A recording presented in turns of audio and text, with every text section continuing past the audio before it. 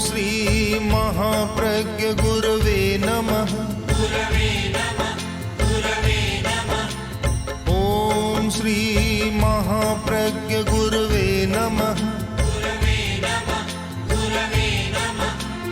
ओम श्री महाप्रज्ञ गुरवे नमः। नमो अरहंताणम, नमो अरहंताणम। निष्प्रियता बहुत बड़ी बात है। स्पृहा आगे से आगे स्पृहा बनी रहती है। मैंने एक उद्योगपति से पूछा, काफ़ी पुरानी बात है, 40-50 वर्ष हो गई। मैंने पूछा, तुम इतने अशांत रहते हो, इतने बड़े आदमी, इतने कारखाने, फिर भी अशांत रहते हो, और इतने तुम्हारे पर केस चल रहा है, ऐसा क्यों करते हो? बोला, मैं क्या बताऊं, मेरे मन में कल्पना हो गई कि मुझे हिंदुस्तान का सबसे बड़ा उद्योगपति बनना है, प्रथम नंबर का उद्योगपति बनना है। तो फिर मैंने ये न के प्रकार ने धन अर्जन का प्रयत्न किया, और अब बड़ी अशांति है, चारों तरफ केस चल रहे हैं और अशांति है। ये अशांति कहाँ से आई? उसकी अपनी ही स्पृहा में से अशांति का जन्म हुआ। एक अशांति दूसरे के निमित्त से होती है, और एक अशांति अपनी ही अंतर की स्थिति के कारण होती है। ये किसी निमित्त से नहीं हुई, दूसरा कोई निमित्त नहीं बना, किंतु अपने भीतर की स्पृहा के कारण अशांति पैदा हो गई और ये स्थिति बनी। तो हम विचार करें कि जो लोग शांति की कामना करते हैं, उनके लिए जरूरी है स्पृहा का संयम, आकांक्षा का संयम, महत्वाकांक्षा का संयम। ये बहुत आवश्यक है। अति महत्वाकांक्षा अशांति पैदा कर रही है। आज पूरे विश्व का विश्लेषण करें, चाहे तो कोई राष्ट्र है, चाहे कोई समाज है, चाहे कोई व्यक्ति है, जिसने स्पृहा को विस्तार दे दिया, वह कभी शांति से रह नहीं सकता। आचार्य तुलसी के पास एक अमेरिकन आया। आचार्यवर ने पूछा, कैसे आए हो? कि शांति की खोज में आया हूँ। तो आचार्यवर ने कहा कि तुम अमेरिका में हो, तुम्हें सब कुछ प्राप्त है, फिर शांति की खोज के प्राप्त है, वह और अशांति बढ़ा रही है, इसलिए यहाँ शांति की खोज में आया हूँ। बहुत बड़ी सच्चाई को गीता में प्रकट किया गया है कि विहाय कामान यः सर्वान् पुमांश्चरति निष्प्रिय निर्ममो निरहंकारे स शांतिमधिगच्छति। शांति कौन प्राप्त होता है? उसके 3 सूत्र दे दिए कि जो स्पृहा का संयम करता है, जो ममत्व का संयम करता है, मेरापन ममकार का संयम करता है, और जो अहंकार का विलय करता है, स शांतिमधिगच्छति। अहंकारी व्यक्ति कभी शांत नहीं हो सकता। मैंने स्वयं देखा है। एक बड़ा आदमी आया और उसका कर्मचारी खड़ा नहीं हुआ, इतना अशांत हो गया कि उसे शांत करना भी मुश्किल हो गया। कि मैं आया और ये खड़ा नहीं हुआ, अशांति पैदा हो गई। उसने तो कुछ भी नहीं किया, पर अपने अहंकार के कारण ऐसा होता है। घरेलू झगड़ों में भी ऐसा होता है कि पति ने पत्नी से कुछ कहा, उसने उसकी बात नहीं मानी, वह अहंकार का नाग फुफकारने लग जाता है, मेरी पत्नी मेरी बात नहीं मानती है, बस भयंकर अशांति पैदा हो जाती है। मेरा बेटा मेरी बात नहीं मानता है, अशांति पैदा हो जाती है। तो ये जो अहंकार है, बहुत बड़ा अशांति का सूत्र है, और शायद ये अहंकार बड़ी बड़ी लड़ाइयों का कारण भी बना है। बहुत बड़ी लड़ाइयाँ हुई है। तो 3 सूत्रों पर आप विचार करें। जो व्यक्ति शांति की कामना करता है, एक सुंदर मार्गदर्शन दिया गया कि अगर आप वास्तव में शांति चाहते हैं तो अहंकार का विलय करें, विनम्रता का विकास करें और ममत्व का सीमाकरण करें। सीमाकरण आज के विश्व की अशांति में एक बहुत बड़ा कारण है ममत्व, मेरा बना, अपना बना लेना।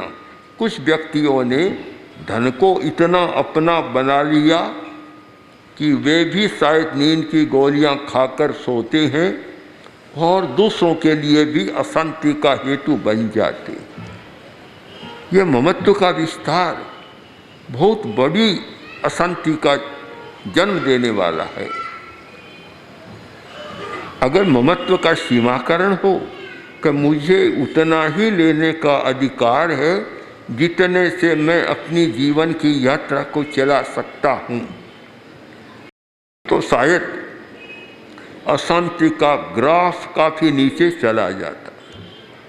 पर ऐसा नहीं हो रहा है, कारण कि सब कुछ स्वाहा करने की तैयारी अग्नि की भांति और ये न के न प्रकारेण ममत्व को विस्तार देने की बात हो रही है, अशांति का कारण बन रहा है। तो इस श्लोक में 3 प्रमुख कारण बतलाए गए और तीनों बड़े महत्वपूर्ण है, हमारी सारी आंतरिक स्थिति का विश्लेषण करने वाले हैं कि जिस व्यक्ति में स्पृहा अति स्पृहा है, अति महत्वाकांक्षा है, और जिस व्यक्ति में ममत्व बहुत ज़्यादा है, संग्रह की वृत्ति बहुत ज़्यादा है, और जिस व्यक्ति में अहंकार प्रबल है, उसे 1000 उपाय करने पर भी आप शांति नहीं दे सकते और वह कभी शांति का जीवन नहीं जी सकता, हमेशा अशांत रहेगा। शांति से शांति मधि गच्छति, शांति को वही व्यक्ति प्राप्त होता है जिसने स्पृहा का संयम किया है, महत्वाकांक्षा का संयम किया है, जिसने ममत्व का सीमाकरण किया है और जिसने अहंकार को भी सीमित किया है।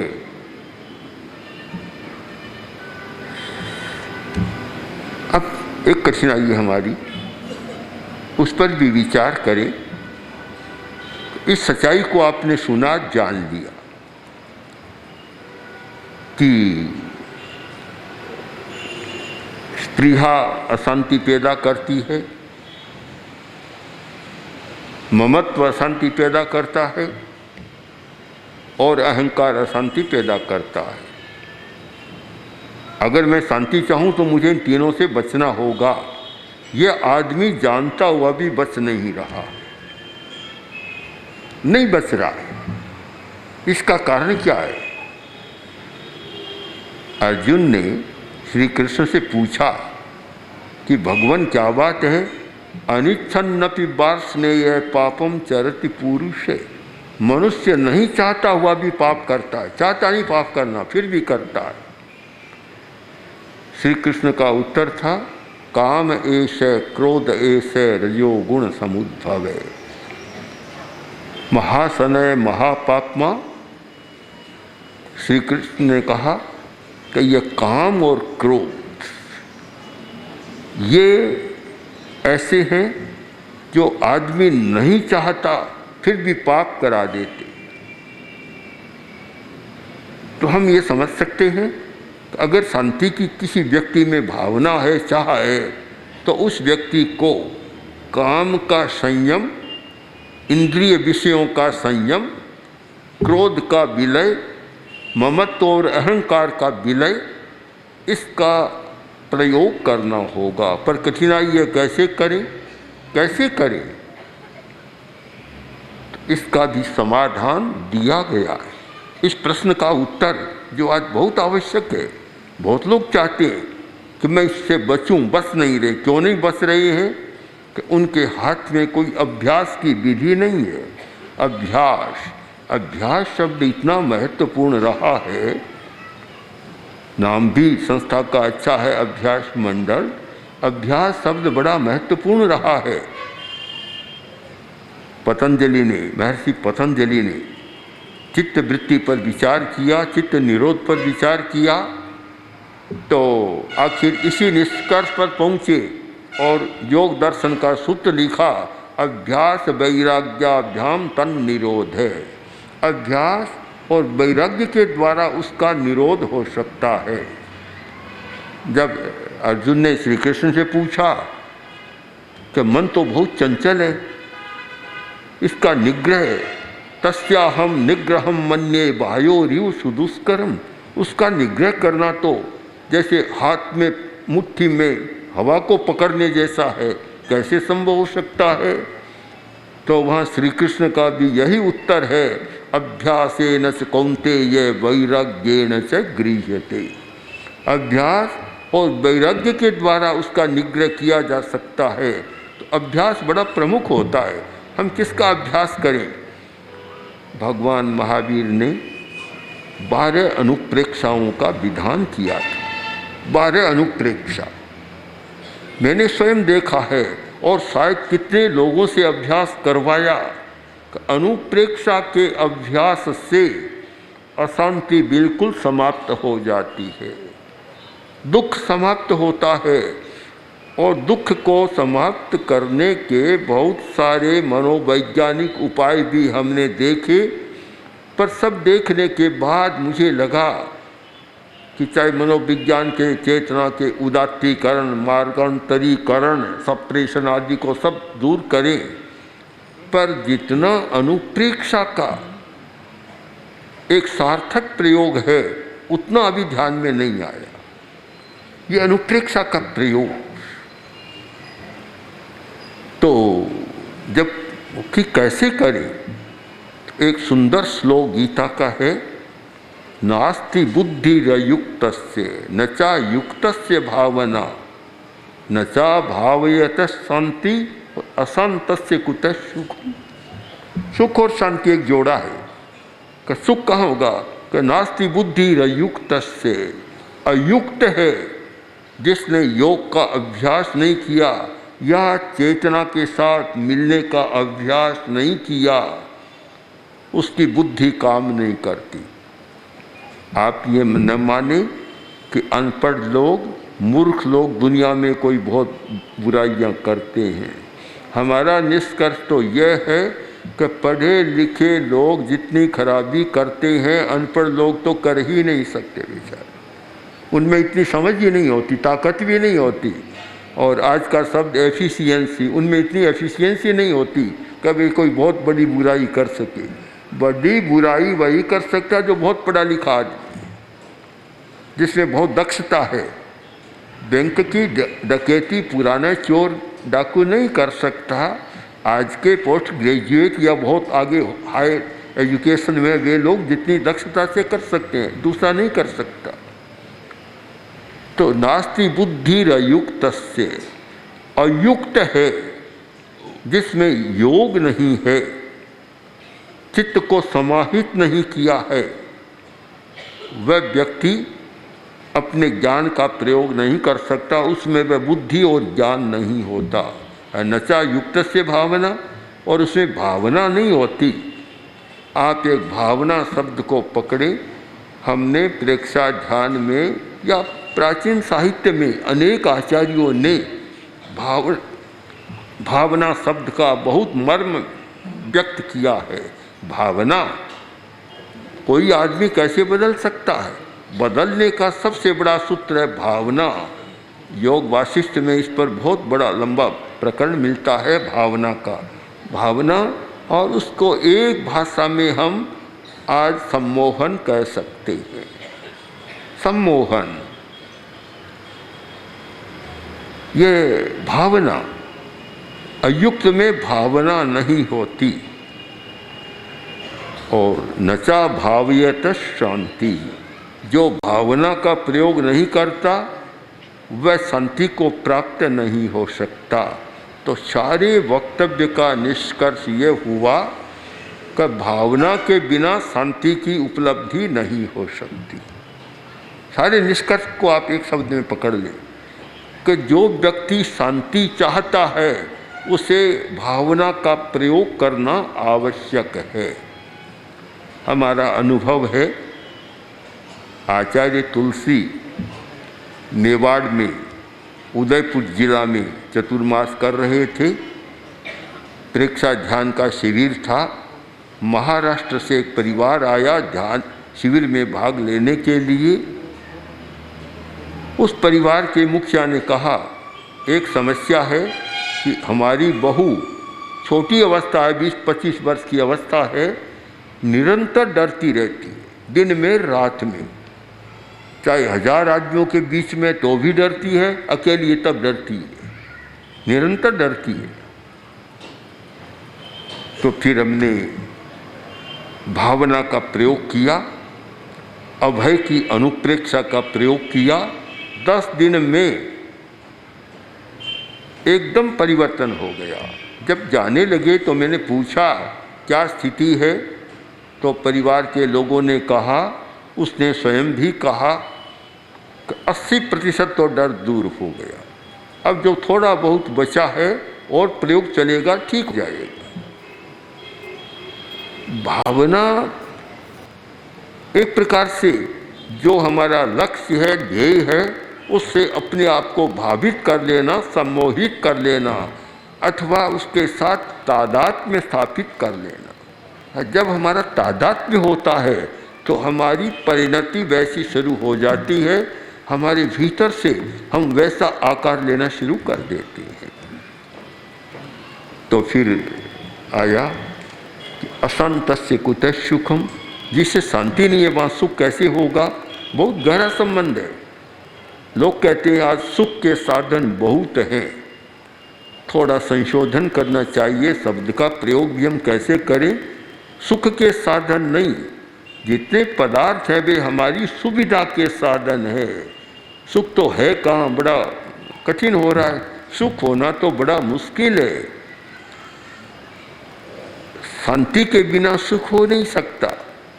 जब मन अशांत है तो सुख की कल्पना ही नहीं कर सकते, वह हो भी नहीं सकता।